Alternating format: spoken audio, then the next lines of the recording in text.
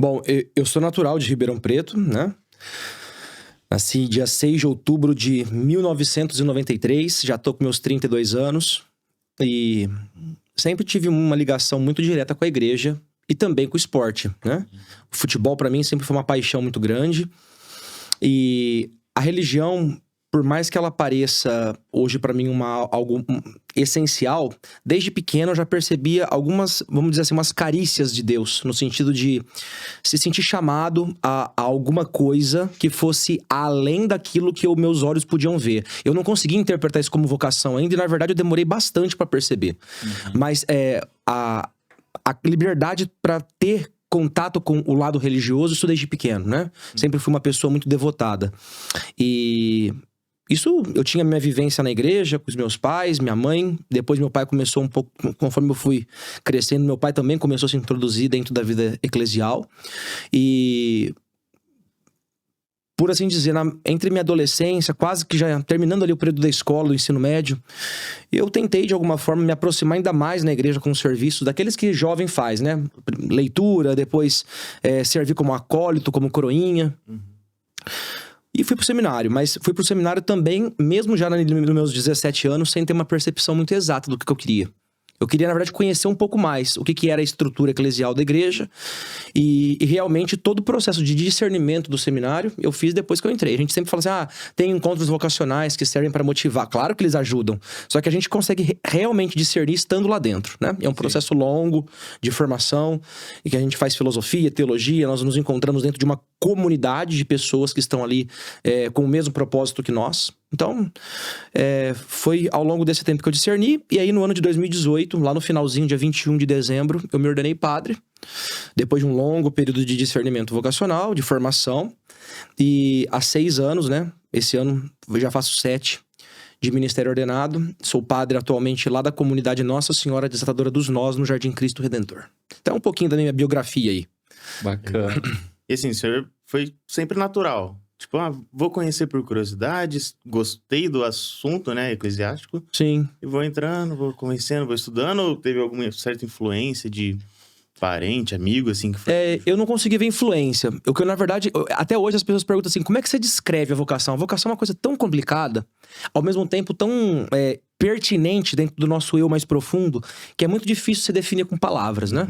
Então, assim, eu tinha uma família de berço católico, mas eu não tive uma influência direta de uma pessoa que disse, vá pro seminário. A gente geralmente tem alguns referenciais, né? Alguns padres que passam pelas comunidades, que mostram um bom serviço de liderança, um bom poder da palavra, um bom poder de entrosar-se com as pessoas. Que hoje a nossa vocação, ela basicamente se resume entre outras coisas, mas a finalidade é essa, né? O padre é o homem da palavra, é o homem da comunhão, e é o homem da liderança. Da liderança que tem autoridade, mas que não é autoritário, né? Então, tudo isso são coisas que eu percebi que eu poderia associar, de alguma forma, na igreja. E, claro, que com bons exemplos, né? Graças a Deus que existem bons exemplos que vão nos motivando. Mas que não foram influências diretas pra dizer assim, não, vai pro seminário que isso... Não, eram caminhos que se abriam.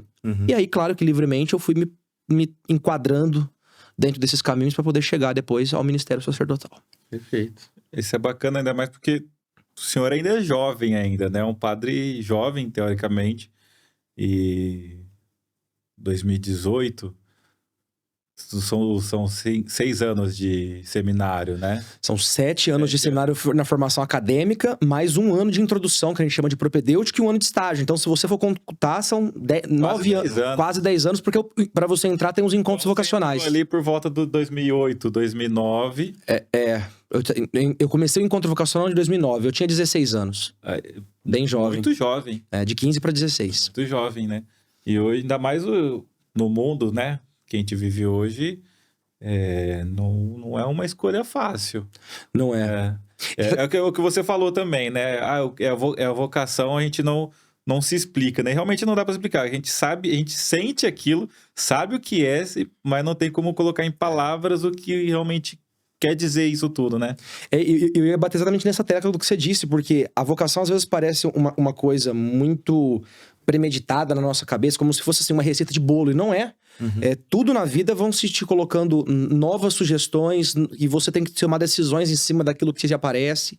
Então, não é fácil tomar decisões. Embora, indo mais jovem pro seminário, a gente consegue se enquadrar dentro de toda uma disciplina que existe no seminário de uma maneira um pouco mais fácil, né? Do que pessoas que já tiveram, por exemplo, a sua autonomia quase que consolidada. E hoje acontece muito de... Sim. Nós temos no seminário muitas vocações tardias, né? Pessoas que já têm seus 36, 38, 40 anos e que começam o processo vocacional nessa idade, né? Então, para esses, eu acho que assim, o desafio é muito maior porque tem que fazer todo como que uma repaginada mental, No estilo psíquica, de vida, né? para mudar completamente, exatamente. Porque